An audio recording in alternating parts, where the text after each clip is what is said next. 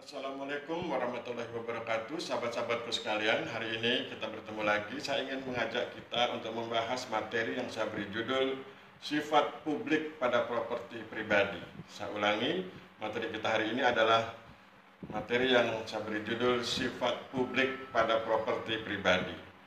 Materi kita hari ini saya ambil dari sumber, yaitu artikel yang ditulis oleh Debbie Besser tahun 2015, The Public Nature of Private Property, terbitan John Wiley & Sons Incorporation. Saya ulangi, artikel dari Debbie Besser tahun 2015 berjudul The Public Nature of Private Property yang diterbitkan oleh John Wiley & Sons Incorporation. Mari kita lihat pandangan Debbie. Debbie mengatakan bahwa akademisi hukum Amerika menggambarkan properti pribadi sebagai seperangkat hak pribadi. Namun, ide-ide liberal tentang kontrol swasta nampaknya kurang menggambarkan praktek hukum yang sebenarnya, dan dengan demikian kumpulan hak adalah metafora yang menyesatkan untuk kepemilikan pribadi. Jadi menurut Debbie, konsep bahwa properti pribadi adalah seperangkat hak pribadi, menurut Debbie itu menyesatkan, karena menurut dia faktanya tidak demikian. Memang para ahli teori sosial telah lama memahami bahwa properti bukanlah kepemilikan sesuatu atau seperangkat hak individu, tetapi seperangkat kesepakatan sosial tentang apa yang dimaksud dengan kepemilikan. Saya ulangi, para ahli teori sosial telah lama memahami bahwa properti bukanlah kepemilikan sesuatu atau seperangkat hak individu, tetapi seperangkat kesepakatan sosial tentang apa yang dimaksud dengan kepemilikan. Jadi properti itu adalah sebuah kesepakatan sosial, kira-kira begitu. Kemudian pada akhir abad ke-20 dan awal abad ke-21, konstituen mengharapkan pemerintah untuk melindungi nilai dalam properti mereka, bukan hanya kontrol mereka atas sumber daya. Jadi masyarakat minta agar pemerintah melindungi nilai dalam properti. Aturan properti melibatkan pemerintah secara erat, tidak hanya dalam menciptakan nilai, tetapi juga menentukan siapa yang berhak atas sumber daya yang berharga. Ketika akademisi hukum Amerika menggambarkan properti pribadi, mereka menyajikan gagasan liberal tentang properti sebagai seperangkat hak pribadi. Salah satu hal pertama yang diajarkan oleh profesor hukum kepada mahasiswa di kelas properti adalah bahwa secara hukum, properti bukanlah objek yang dimiliki seseorang. Sebaliknya, itu atau properti adalah kumpulan hak yang dapat dibagi di antara banyak individu atau entitas. Ini termasuk hak untuk menggunakan, hak untuk mengecualikan orang lain dari penggunaan, dan hak untuk mentransfer properti. Karl Polanyi sejak tahun 1944 telah menyatakan bahwa kepemilikan pribadi sebagai antitesis dari barang publik. Jadi lawannya dari barang publik adalah kepemilikan pribadi. Dia menafsirkan sejarah kapitalisme sebagai gerakan ganda antara akumulasi swasta yang didukung oleh institusi kepemilikan pribadi dan barang publik yang diciptakan oleh kebijakan regulasi sosial pemerintah. Saya ulangi, jadi Karl Polanyi itu menafsirkan sejarah kapitalisme sebagai gerakan ganda antara akumulasi swasta yang didukung oleh institusi kepemilikan pribadi dan barang publik yang diciptakan oleh kebijakan regulasi sosial pemerintah. Jadi ada kepemilikan pribadi dan ada barang publik. Kepemilikan pribadi itu diperjuangkan oleh pihak swasta, sedangkan barang publik itu diciptakan oleh kebijakan dari pemerintah. Bagi David Harvey tahun 1982, John Logan dan Harvey Molotov tahun 1987, mereka berpandangan bahwa tentang komodifikasi, mereka menyampaikan analisisnya tentang komodifikasi kepemilikan tanah dan bangunan. Mereka mengkritik aliansi pemerintah Amerika pasca 1970-an dengan pengembang swasta sebagai sesuatu yang buruk, karena mengabaikan orang miskin yang tidak mungkin lagi memiliki properti di daerah strategis atau menguntungkan karena terjadinya kenaikan harga real estate. Jadi David Harvey tahun 1982, John Logan dan Harvey Molotov tahun 1987 mengkritik aliansi antara pemerintah Amerika pasca 1970-an dengan pengembang swasta sebagai sesuatu yang buruk. Mengapa? Karena aliansi mereka pada akhirnya akan mengabaikan orang miskin yang tidak mungkin lagi memiliki properti di daerah strategis karena terjadinya kenaikan harga real estate.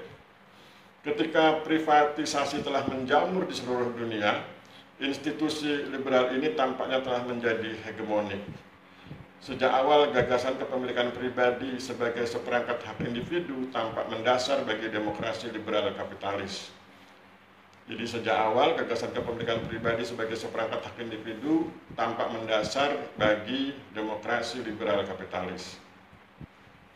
Ketika negara-negara Eropa Barat beralih dari feodalisme ke kapitalisme, mereka mengalihkan kendali atas tanah dari raja atau negara ke pihak swasta. Pada akhir abad ke-20 dan ke-21, ketika negara-negara Eropa Timur meninggalkan sosialisme, mereka telah mengadopsi aturan kepemilikan pribadi untuk mengatur tanah, utilitas, dan minyak. Pada saat yang sama, negara-negara Amerika Latin telah mengubah kepemilikan komunal dan nasional atas sumber daya menjadi kepemilikan pribadi. Jadi pada akhirnya kepemilikan pribadi itu menguat ya, baik di Eropa Barat, Eropa Timur maupun di Amerika Latin. Kepemilikan pribadi berkembang bahkan di negara-negara kapitalis paling maju seperti Amerika Serikat, di mana jalan raya, penjara, dan sekolah milik publik dialihkan ke kepemilikan pribadi. Dan pengetahuan yang sebelumnya tidak dimiliki menjadi kekayaan intelektual. Jadi pengetahuan pun kemudian menjadi kekayaan intelektual. Akhirnya kan kemudian menjadi memiliki pribadi, ya, kepemilikan pribadi. Bahkan di beberapa kesempatan kalau kita searching di internet, militerisme atau tentara begitu juga ada tentara yang swasta kalau di Amerika. Yang itu kemudian dioperasikan di negara-negara lain. Perubahan ini menunjukkan pergeseran selama berabad-abad dari milik umum atau milik pemerintah ke milik pribadi. Dan dengan demikian terjadi pengalihan kendali dari pemerintah ke entitas swasta.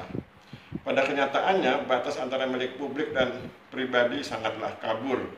Pemerintah kota New York pada abad ke-18 mengelola properti yang dimilikinya sebagaimana yang dimiliki oleh pemilik pribadi sebagai salah satu kegiatan utamanya. Jadi beda antara kepemilikan publik dengan kepemilikan pribadi kadang-kadang menjadi kabur. Misalnya ketika pemerintah kota New York di abad ke-18 dia mengelola properti, itu cara mengelolanya mirip seperti pengelolaan milik pribadi, kepemilikan pribadi.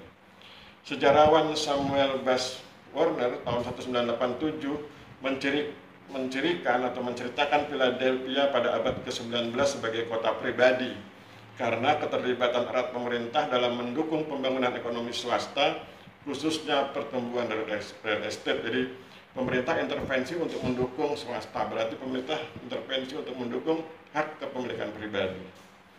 Hibriditas publik dan privat, jadi hibrid antara publik dan privat dalam apa yang disebut kepemilikan pribadi juga ditemukan jauh melampaui inisiasi awal kepemilikan pribadi. Pada akhir abad ke-20 dan awal abad ke-21, Amerika Serikat sebagai pembawa standar global untuk kepemilikan pribadi menciptakan bentuk-bentuk baru kerjasama publik swasta dalam properti.